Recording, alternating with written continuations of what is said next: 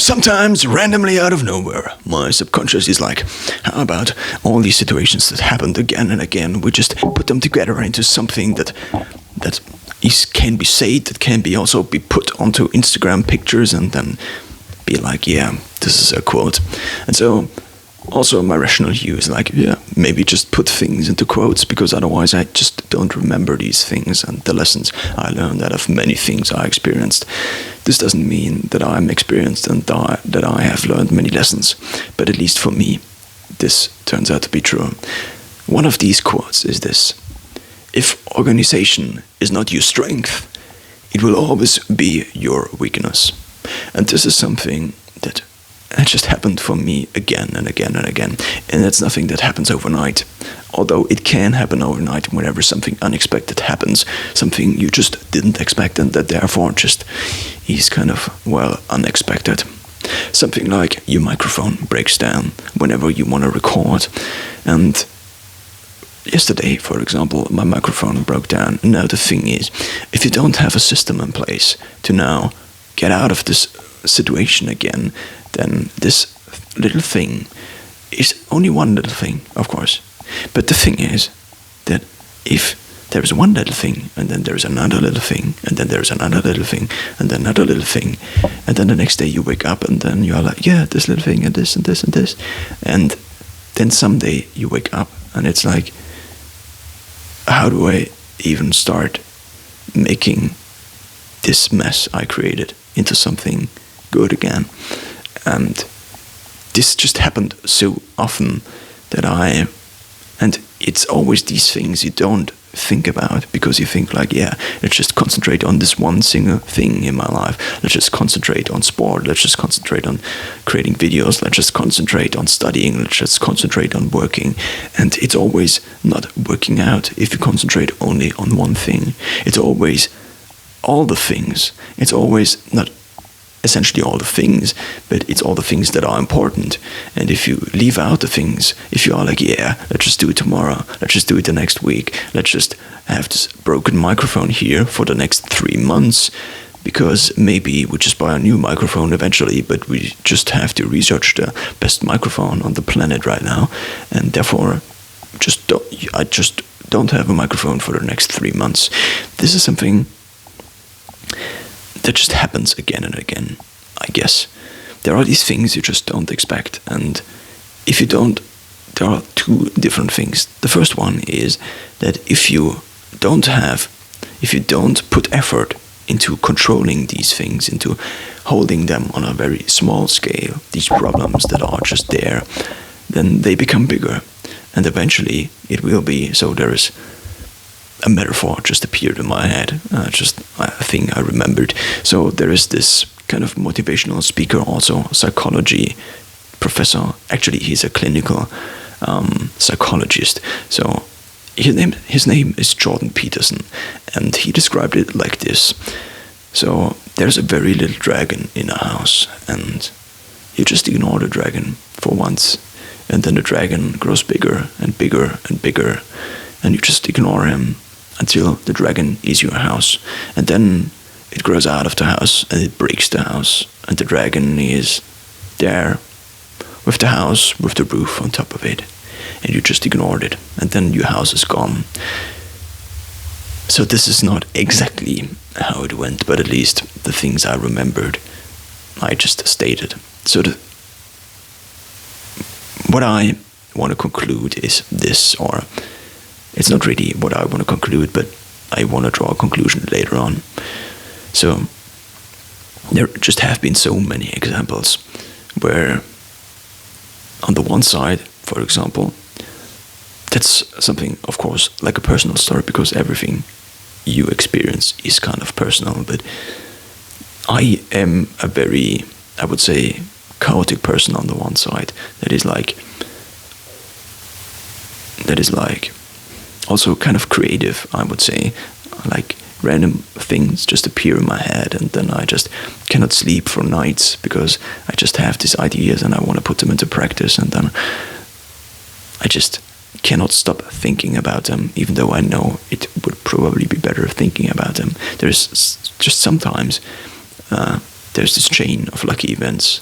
Of course, you cannot really control these lucky events, even though to some extent you probably can, but sometimes there is this chain of lucky events, and then you're like, yeah, this, and this, and this, and this. And with every single event, you're like, yeah, yeah. And then sometimes there is this chain of events that is like, this thing happened, and then this thing happened, and then this thing happened. And it's not, and these things can be totally random. It could be something you cannot control. It almost always is something you cannot control, because you cannot control the frequency of good or bad things in your life. Let's face it. So, but there is this one thing we can control, and these are the things that are in our control. And what is in our control is our time, for example. So if we don't take control of our time, if you don't take control of your time, and if I don't take control of mine, then no one else will. Actually, everyone else will. It's not that no one else will, because everybody is then, yeah, let's just do this. And you are like, yeah, let's just do this. Even though that's not the thing you initially wanted to do. So for me, this was like, for years, I wanted to actually make some decent music. And for years, I didn't actually make some decent music. Every time I made music, it was like, yeah, it has to be this perfect thing. And on the one side, I can like come up with random melodies out of nowhere. And on the other side, I completely fail to put them into anything that's representable. Because there is actually something that is in between the idea and the practical, how you make things, how you put things actually into reality. And it's work. It's always work. It's, okay, there's this idea. How can we record more of these ideas? And the next step is then, how do we put these ideas into practice? And it's not like one single time. It's not like, yeah, let's just, the next 3 days we don't sleep and drink drink like 10 cups of coffee, and then I have created this huge pile, and then everything will be great. No, it's not like that. With task management, for example, which is something that's basically organizing the things you do, that's task management. Everything you do is a task, and whether you see it as a task or not doesn't really matter, but everything you do is potentially a task, or is already a task. You just don't put it into a task manager. The thing is now, there are things that are single events in our lives, and then there is everything else. Things that are not single events in our life. Our birthday, for example, is something that happens every single year. Now, the beginning of the month, for example, is also something that happens every single month. And there are a lot of things that we just can determine the frequency of. When it comes to sport, for example, of course, you could work out from now to the rest of your life, but that probably won't work out. So, with almost everything, there is an optimal frequency. And to find this optimal frequency is just a matter of experimenting. So when it comes to running, for example, there are different variables involved. And these different variables now determine how often you can run, how often you should run, and what's the optimal frequency for you to run.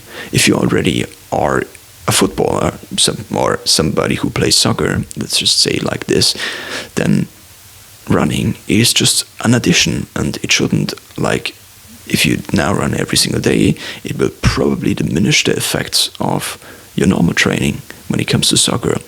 And therefore, the optimal frequency is not like every single day.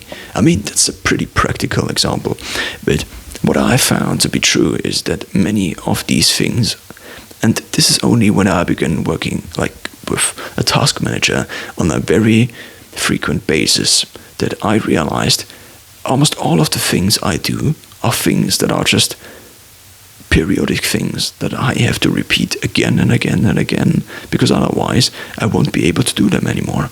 If I stop to play the guitar, I won't be able to play the guitar in like 3 months from now, like I did yesterday, because the skill just deteriorates. And even if your current projective is like upwards, so this is another thing. So the first thing is to keep a certain absolute level. For example, when it comes to guitar skill, it would be a certain absolute level of guitar skill. But the second thing is that you usually already have. I don't know how the portrait is working out, so therefore, for me, it's like going from left to right, so it's up. For you, I don't, right. I think it will look the other way around. The thing is, if things are going up, so if things are getting actually better every single day, then that's a rate. That's basically the first deviation. And what this first deviation actually means is that things are now getting better. So once you stop this activity, you are not only stopping the absolute, you are not only regressing on an absolute level, but you also stop the progress, which now means that you are basically double regressing, that you are getting not only worse on an absolute term, but you also just stop the progression from happening, and therefore you just double turn it backward. And then it's, I guess, a lot harder to come into this again. You could even do the second deviation and say, how fast am I progressing, basically? And this is just something else.